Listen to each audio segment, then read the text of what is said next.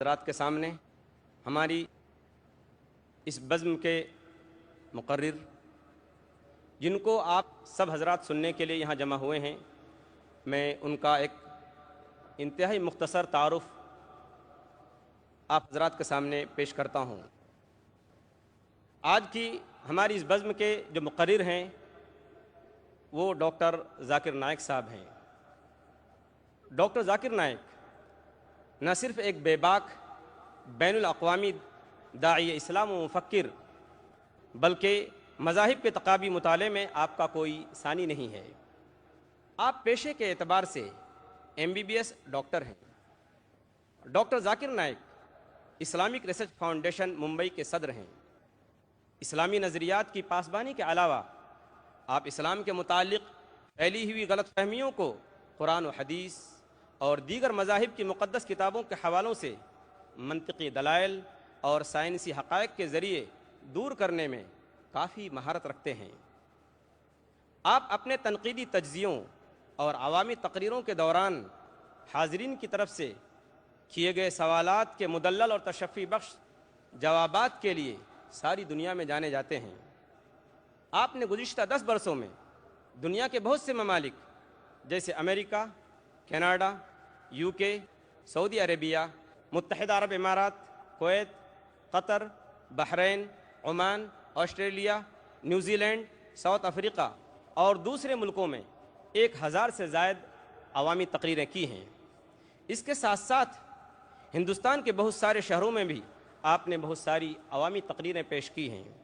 خاص طور پر بنگلور میں آپ نے 21 جنوری سن 2006 کو ایک بڑی تاریخ ساز تقریر کی تھی جو شری شری روی شنکر کے ساتھ ہوئی تھی۔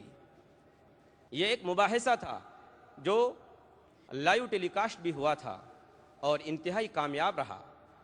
مشہور عالمی داعی اسلام و ماہر تقابل مذہب شیخ احمد دیدات نے ڈاکٹر ذاکر نائک کو سن 1994 میں دیدات پلس کہا تھا اور سن 2000 میں ڈاکٹر ذاکر نائک کو دعوت اسلام اور مطالعہ تقابل ادیان کے میدان میں ان کی خدمات کو سراہتے ہوئے ان کو اعزاز سے نوازا اور کہا، بیٹے تم نے جو کام 4 برسوں میں کیا ہے اس کو پورا کرنے میں مجھے 40 سال لگے، الحمدللہ۔ ڈاکٹر صاحب نے دعوتی میدان میں اپنا ایک منفرد اور نمایاں مقام حاصل کیا۔ آپ نے موجودہ ذرائع ابلاغ یعنی ماڈرن ٹیکنالوجی کو اپنا کر دعوتی کاموں کو زبردست ترقی دی اور پیس ٹی وی اسی فکر کا نتیجہ ہے۔ پیس ٹی وی اب دنیا بھر کے 150 سے بھی زیادہ ملکوں میں دیکھا جا رہا ہے اور مسلم سماج کی اصلاح اور غیر مسلموں میں اسلام کے متعلق پھیلی ہوئی غلط فہمیوں کو دور کرنے اور اسلام کی صحیح تصویر پیش کرنے میں کافی مؤثر ثابت ہوا ہے۔ دنیا کے 150 سے زیادہ ملکوں میں بلا ناغہ ڈاکٹر ذاکر نائک کی تقریروں کو بین الاقوامی ٹی وی چینلوں پر پیش کیا جاتا ہے۔ امت مسلمہ کے مسائل کے حل کے لیے آپ ہمیشہ فکر مند رہے ہیں اور اسی لیے آج کے حالات کو سامنے رکھتے ہوئے اور مسلمانوں کی معاشی بدحالی سے متاثر ہو کر آپ نے اس سال ایک بیت المال بھی قائم کیا ہے جو IRF یونائٹڈ اسلامک ایڈ کے نام سے جانا جاتا ہے۔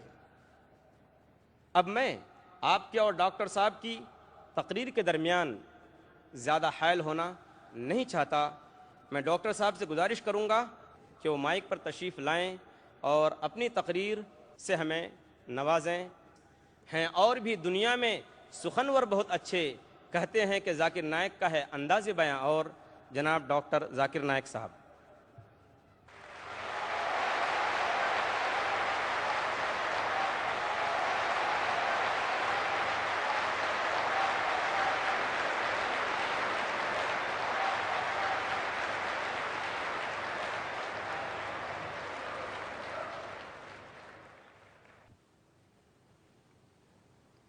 الحمدللہ والصلاة والسلام علی رسول اللہ وعلی آلہ وصحبہ اجمعین، اما بعد۔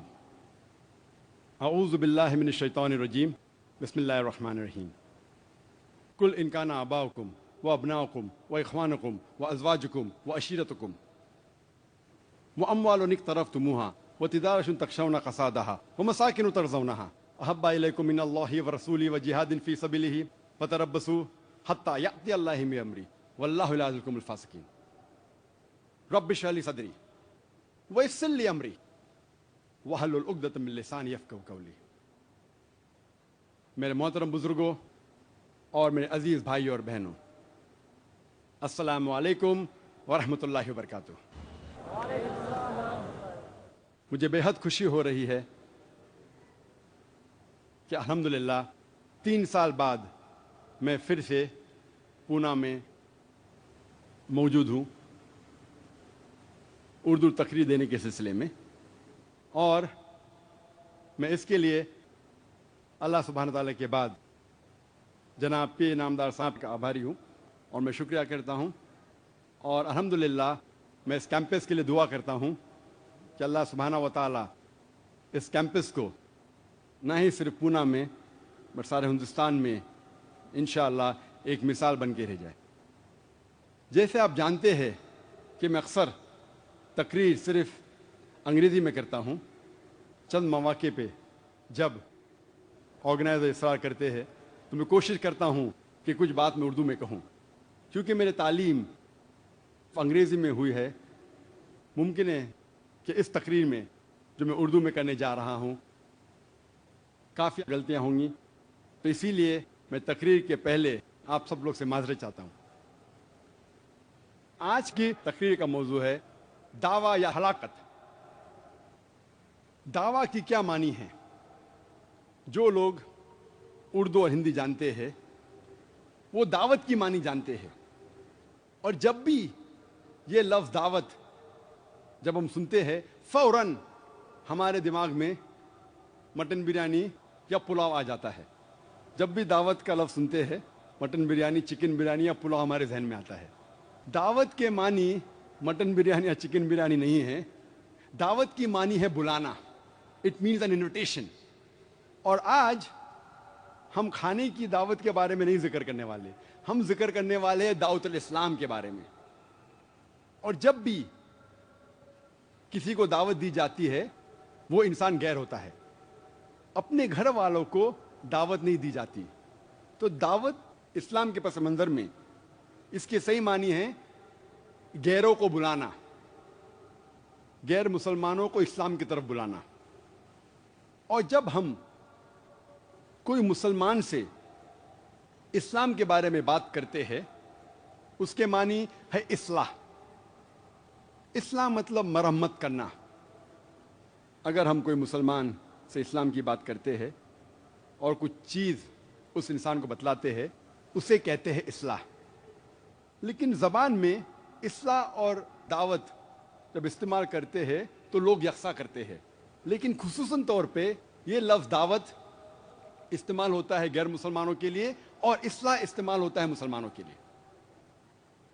اللہ سبحانہ و تعالیٰ فرماتے ہیں قرآن مجید میں سورہ آل عمران میں سورہ نمبر 3 آیت نمبر 110 میں کنتم خیر امۃ اخرجت للناس. اے مسلمان، آپ ساری انسانیت میں سب سے بہترین قوم ہیں. اللہ سبحانہ و تعالیٰ ہمیں عزت دے رہا ہے. اللہ سبحانہ و تعالیٰ فرماتے کہ ہم مسلمان ساری انسانیت میں سب سے بہترین قوم ہیں. جب بھی کسی کو عزت دی جاتی ہے عزت کے ساتھ ذمہ داریاں ہونا لازم ہے. جب بھی کسی کو عزت دی جاتی ہے، جب بھی کسی کو عہدہ دیا جاتا ہے، whenever there is honor given it is always followed up with responsibility. عزت کے ساتھ، عہدے کے ساتھ ذمہ داریاں ہونا لازم ہے. مثال کے طور پہ ایک اسکول میں پرنسپل کا عہدہ ٹیچر سے زیادہ ہے. ایک ٹیچر کا عہدہ، ایک ٹیچر کی عزت کلرک سے زیادہ ہے. ایک اسکول میں پرنسپل کی عزت، پرنسپل کا عہدہ ٹیچر سے زیادہ ہے. ایک ٹیچر کی عزت، ایک ٹیچر کا عہدہ کلرک سے زیادہ ہے. عزت اور عہدے کے ساتھ ذمہ داری لازم ہے. ایک پرنسپل کی ذمہ داری ٹیچر سے زیادہ ہے، ایک ٹیچر کی ذمہ داری کلرک سے زیادہ ہے. جب اللہ سبحانہ و تعالیٰ قرآن مجید میں فرماتے ہیں سورہ آل عمران میں سورہ نمبر 3 آیت نمبر 110 میں کنتم خیر امت اخرجت للناس، اے مسلمانوں آپ ساری انسانیت میں سب سے بہترین امہ ہیں۔ جب اللہ سبحانہ و تعالی ہمیں عزت دے رہا ہے، ہمیں ایک عہدہ دے رہا ہے، اس کے ساتھ ذمہ داری لازم ہے،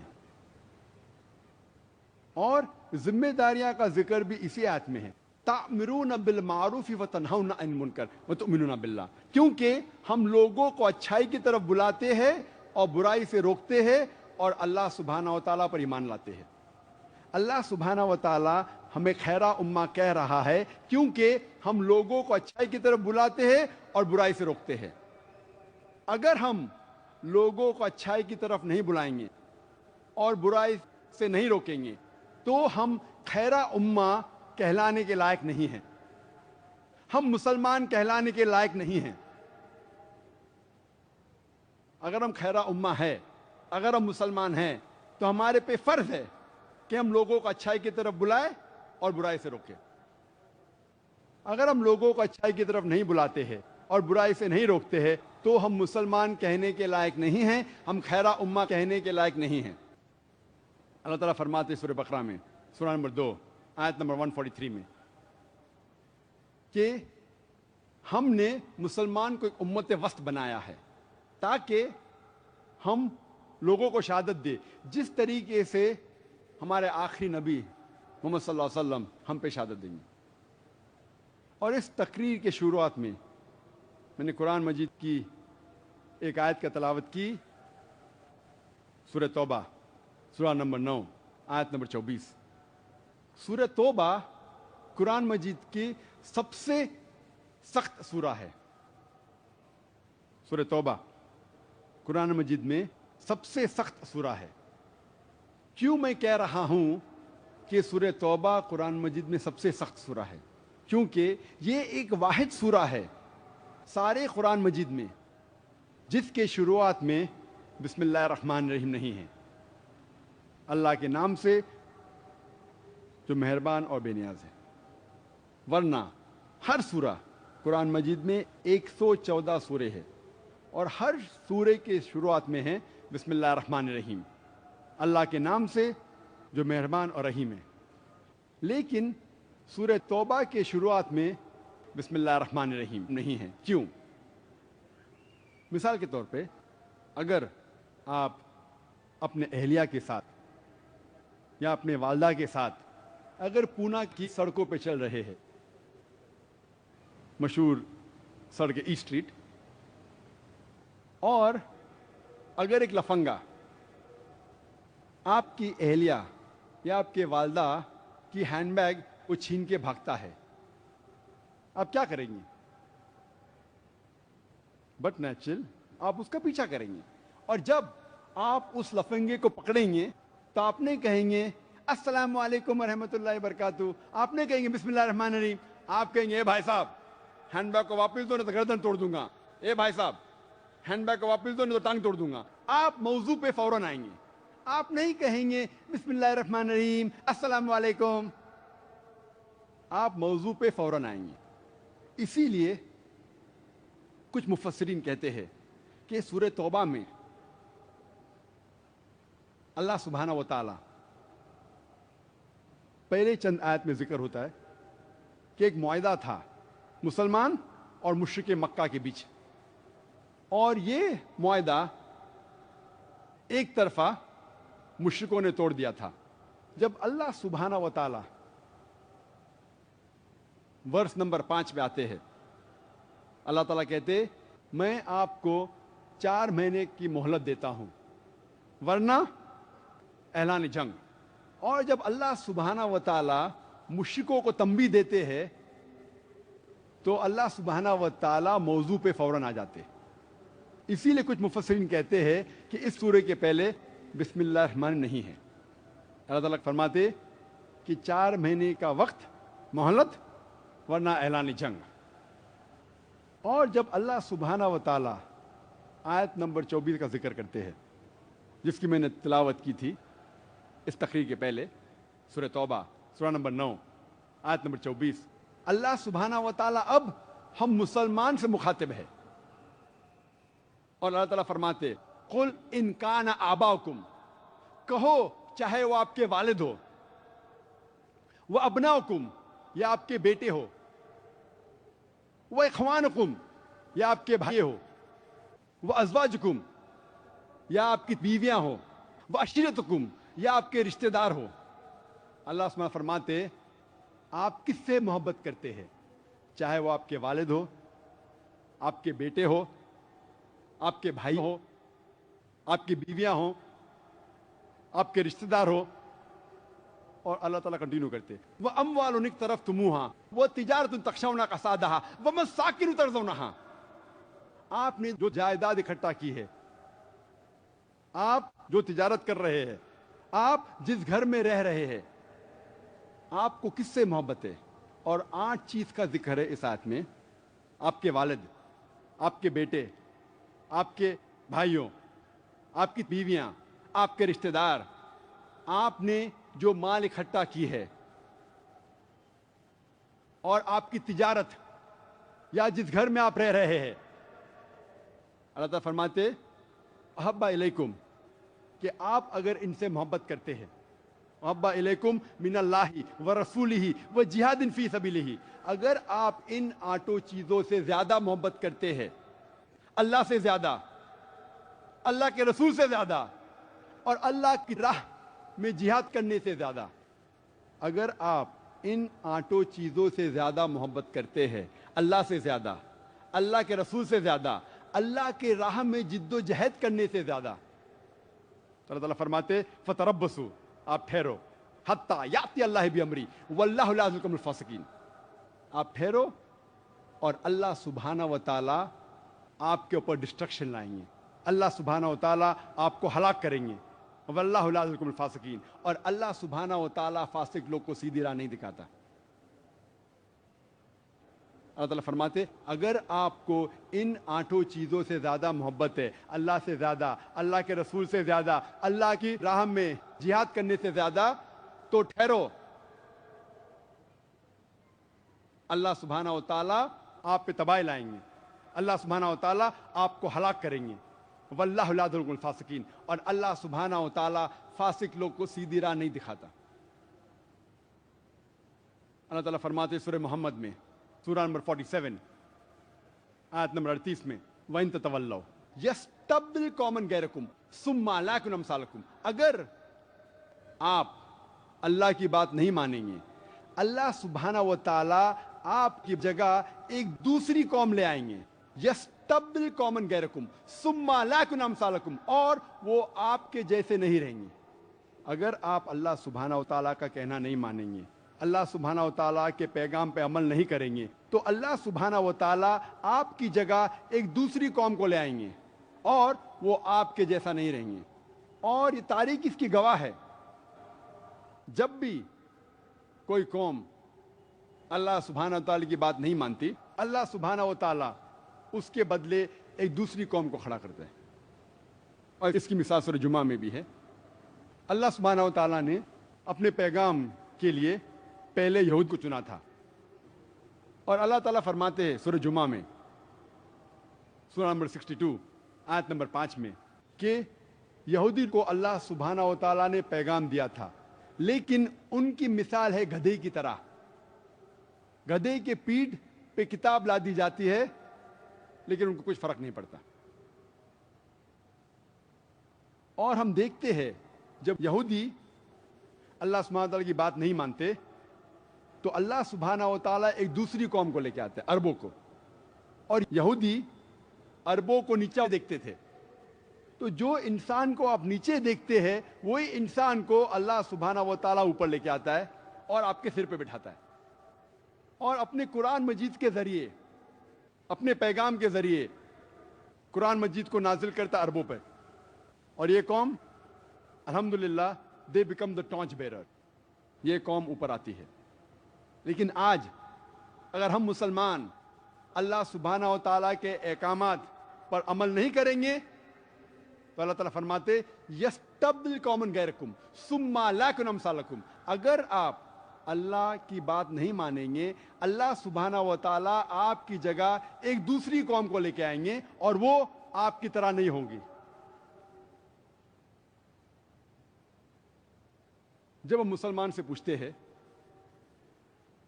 اور میں آپ سے ہی پوچھنا چاہتا ہوں کہ آپ اس سارے کائنات میں سب سے زیادہ محبت کس سے کرتے ہیں؟ میں آپ سے پوچھنا چاہتا ہوں کہ سارے کائنات میں آپ سب سے زیادہ محبت کس سے کرتے؟ کس سے کرتے؟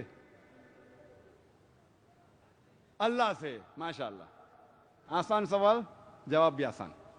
اگر آپ کوئی بھی مسلمان سے پوچھیں گے اس سارے کائنات میں آپ سب سے زیادہ محبت کس سے کریں گے، تو جواب ہے اللہ سبحانہ و تعالیٰ. یکساں جواب.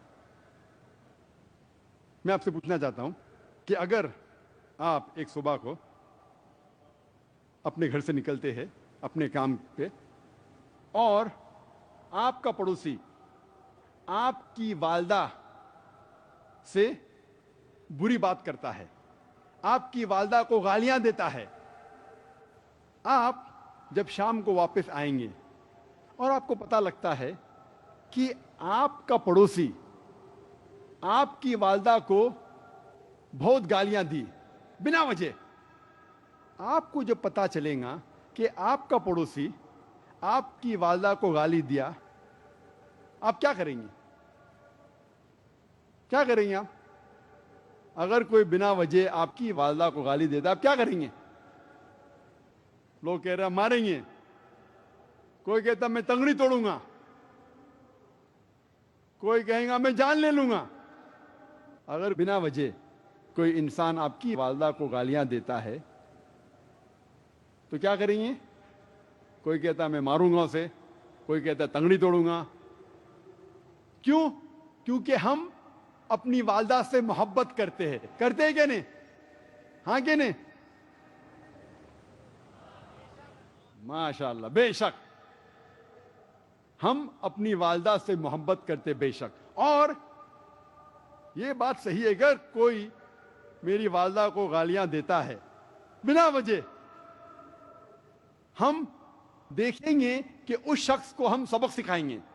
اگر ہم خود بدلہ نہیں لے سکتے، ہم دوسرے کو لے کے آئیں گے بھاڑے پہ، لیکن اس کو سبق سکھائیں گے. سکھائیں گے کہ نہیں؟ ہاں کہ نہیں؟ بے شک. کیوں؟ کیونکہ ہم اپنی والدہ سے محبت کرتے ہیں.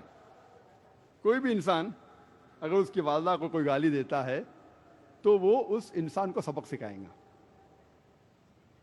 اللہ سبحانہ تعالیٰ فرماتے ہیں قرآن مجید میں سورہ مریم میں، سورہ نمبر 19 ورس نمبر 88 to 92، اللہ تعالیٰ فرماتے وَقَالُوا اتَّخَذَ الرَّحْمَنُ وَلَدًا. وہ لوگ کہہ رہے ہیں، نصارہ لوگ، کہ اللہ سبحانہ و تعالیٰ نے بیٹا جنا. وَقَالُوا اتَّخَذَ الرَّحْمَنُ وَلَدًا لَقَدْ جِئْتُمْ شَيْئًا إِدًّا. یہ سب سے بری گالی اللہ سبحانہ و تعالیٰ کو دی کسی نے. اگر کوئی کہتا ہے کہ اللہ سبحانہ و تعالیٰ نے بیٹا جنا، اللہ سبحانہ و تعالیٰ فرماتے قرآن مجید میں کہ وہ سب سے بڑی گالی ہے اللہ کے لیے. وَقَالُوا اتَّخَذَ الرَّحْمَنُ وَلَدًا لَقَدْ جِئْتُمْ شَيْئًا إِدًّا تَكَادُ السَّمَاوَاتُ يَتَفَطَّرْنَ مِنْهُ. اور اگر آسمان کے پاس جذبہ ہوتا تو آسمان پھٹ اٹھتا. وَتَنشَقُّ الْأَرْضُ. اور یہ زمین پھٹ اٹھتی. وَتَخِرُّ الْجِبَالُ هَدًّا. اور یہ پہاڑ گر پڑتا.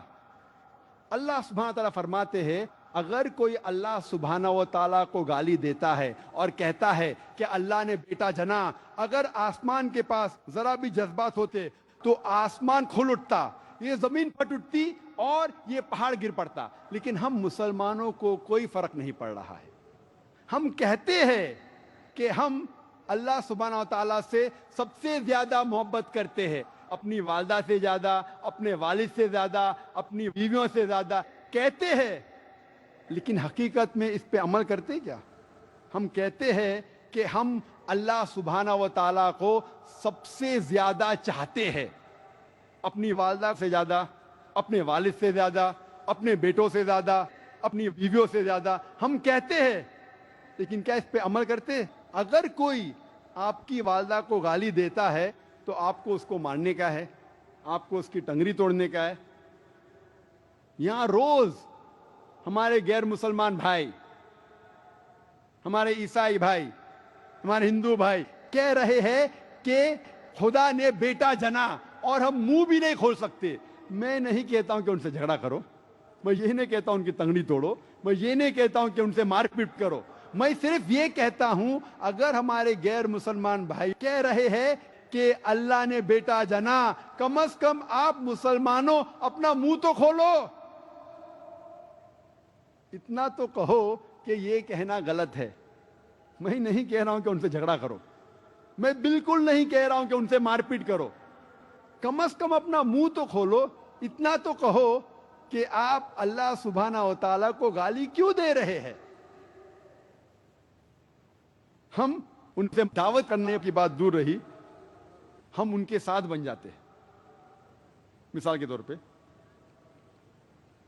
ابھی 2 مہینے بعد ایک تہوار آئے گا, کرسمس, اور کرسمس میں کئی مسلمان عیسائی سے کہتے ہیں میری کرسمس. جب آپ میری کرسمس کہہ رہے ہیں, آپ نعوذ باللہ شہادت دے رہے ہیں کہ اللہ سبحانہ و تعالیٰ نے 25 دسمبر کو بیٹا جنا. کیونکہ عیسائی ایک کرسمس بناتے ہیں 25 دسمبر اور کہتے ہیں کہ اللہ سبحانہ و تعالیٰ نے نعوذ باللہ ایک بیٹا جنا عیسیٰ علیہ السلام 25 دسمبر کو. آپ ان لوگوں سے دعوت تو نہیں کرتے, دعوت کی بات تو دور رہی, آپ ان کے ساتھ مل جاتے ہیں, آپ شہادت دے رہے ہیں کہ اللہ نے بیٹا جنا.